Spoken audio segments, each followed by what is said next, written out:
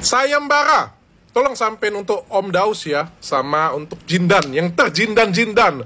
Dan juga untuk dukun-dukun yang lainnya ya. Bagi kalian semua yang punya ilmu kebal, ilmu debus, debis, dan punya ilmu al-hikmah yang luar biasa.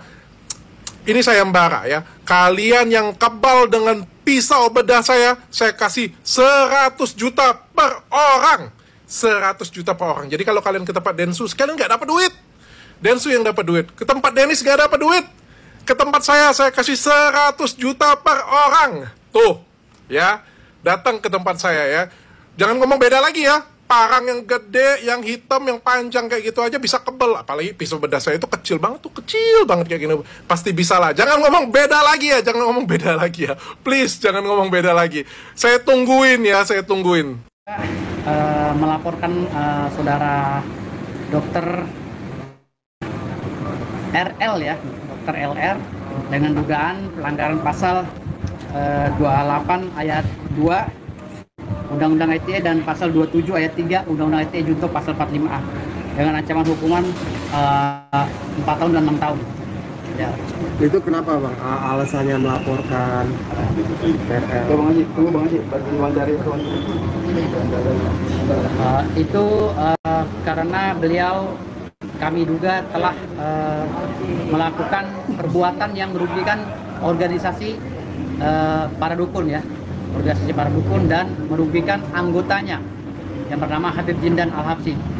Dan banyak lagi video-video yang kami ambil dari yang beredar yang diunggah dengan sengaja oleh saudara Dr. Richard Lee, termasuk video baru-baru ini yang menantang para dukun sakti untuk bersedia ditusuk atau diapa dengan pisau bedah dengan hadiah 100 juta.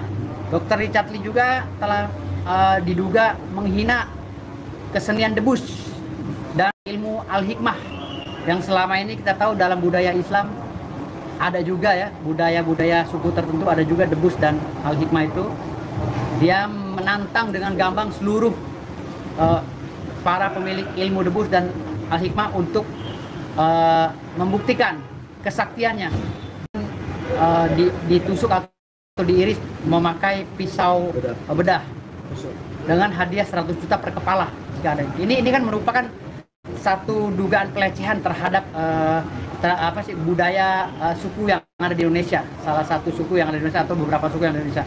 Makanya di sini agar tidak melebar, dari pihak organisasi dukun yang bernama TPHDI ya, TPHDI, Tabib Paranormal Hipnoterapi dan Dukun Indonesia, ini juga melakukan hal-hal secara profesional, seperti tidak seperti apa yang dipikirkan oleh mereka bahwa dukun itu kalau ada masalah harus ke dukun lagi, itu tidak.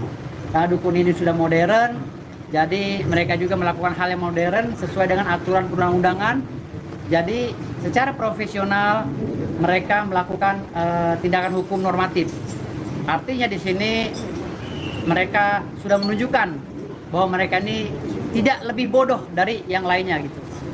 Tapi laporan hari ini terhadap Dr. Richard ini diterima polisi dengan baik atau gimana? Alhamdulillah surat laporannya sudah keluar. Kena tuh Dokter RL ya, melaporkan Dokter LR. RL. Jadi tunjukkan dong. Mana? Surat laporan mana? Kan di sini. Ada. Tukar yang sudah tukar. Itu yang mana? Itu yang tukar. Mau kata kita dari itu corona. Ya. Coba cari dulu. Ada. Dan naik atas. Udah cepetan, jangan banyak ngomong. Ketukar. Jadi itu, jadi laporannya lagi diambil ya, ketukar sama laporan yang Master Radifal ya, akun Master Radifal. Jadi saya bawa ya karena terbuka, karena dua kan. Hari ini berita acara pemeriksaan ya, saksi-saksi pelapor dan laporan kita juga gitu. Jadi keselip tadi di di penyidik. Sekarang lagi naik ke atas di apa? Mungkin untuk kasus Marcel seperti apa nih Pak jalannya? Kasus Marcel sedang bergulir ya, saksi-saksi berikutnya akan dipanggil minggu ini, insya Allah. Polisi juga sedang mendalami, ya mungkin nanti ada gelar perkara, ya sesuai dengan rule-nya aja. Administrasi hukum pidana kan, jadi hukum acaranya kita ikuti aja.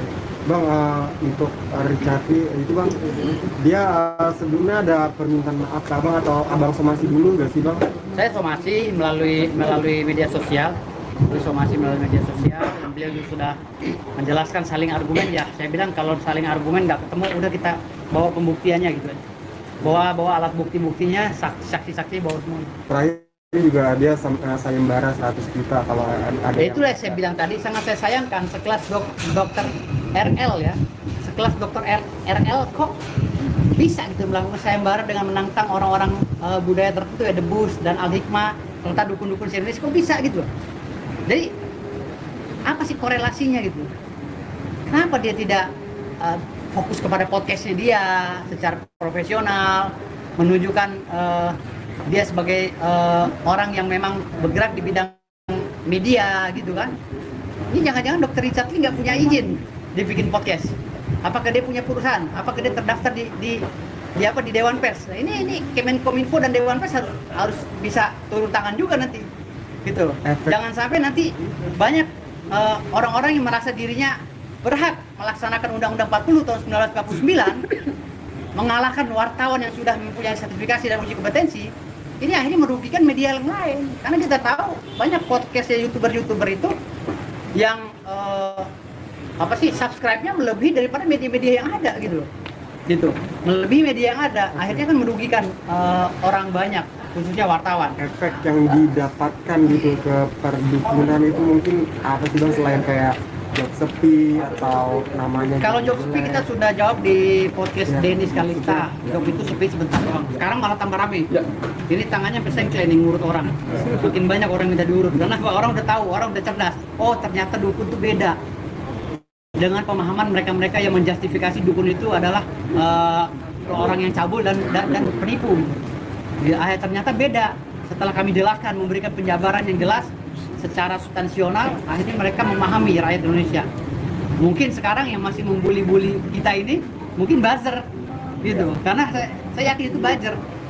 Hasil survei anggota kami di seluruh Indonesia, mereka malah keberatan dengan adanya justifikasi itu secara general, keberatan. Makanya sekarang alhamdulillah. Bang, Jindan kan di sampai bahkan dibuat meme kayak NT kadang-kadang. Itu apakah imbas dari podcast itu imbas dari ya, itu imbas dari podcast Dokter RL. Itu podcast imbas dari Dokter RL. Itu juga jadi acuan bang laporkan ya bang? Ya? Jadi acuan untuk melaporkan? Iya, itu juga jadi acuan untuk melaporkan. Belum, tadi kan dibilang kan katanya udah mulai membaik nih bang, masalah job. Nah, apakah akan lanjut bang apa hukumnya bang? Hukumnya tetap lanjut, karena ini kan organisasi, jadi nanti tergantung keputusan Dewan Pimpinan Pusat. Dewan Pimpinan Pusat TPHDI, LSM TPHDI.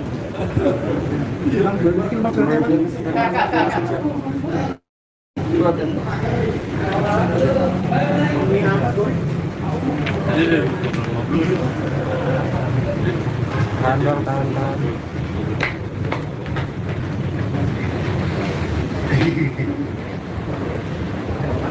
Oke. Siap. Thank you bang.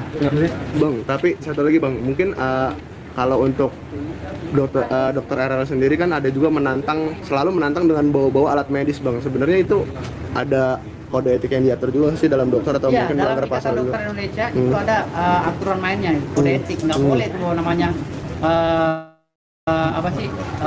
seorang dokter melakukan tugasnya atau kegiatannya di luar daripada peraturan, apalagi sampai mengeluarkan pisau bedah keluar gitu, untuk melakukan pertunjukan goib kan nggak ada kaitannya. Pertunjukan kode etik. Ikatan Dokter Indonesia. Makanya saya minta pada dokter, itu organisasi mereka yang tahu. Makanya saya minta kepada Ikatan Dokter Indonesia, tolong ini ditegur Dr. Richard Lee seperti apa agar tidak overlap gitu kan. Karena dia udah bertindak sebagai hakim, ya, bertindak sebagai media juga gitu kan, wartawan gitu kan, dengan membuka, dan bertindak juga sebagai saya penjudi online lah, karena diduga penjudi online dengan mengutarakan bahasa-bahasa yang menurut saya menjatuhkan kredibilitas dokter itu sendiri gitu. Gitu. Siap. Siap, thank you Bang. Bang, di awal gitu Bang. Ya. Bang, ini ada apa nih Bang? Laporan yang Polres Pak? Laporan hari ini laporan terkait hari ini datang ke Polres terkait dengan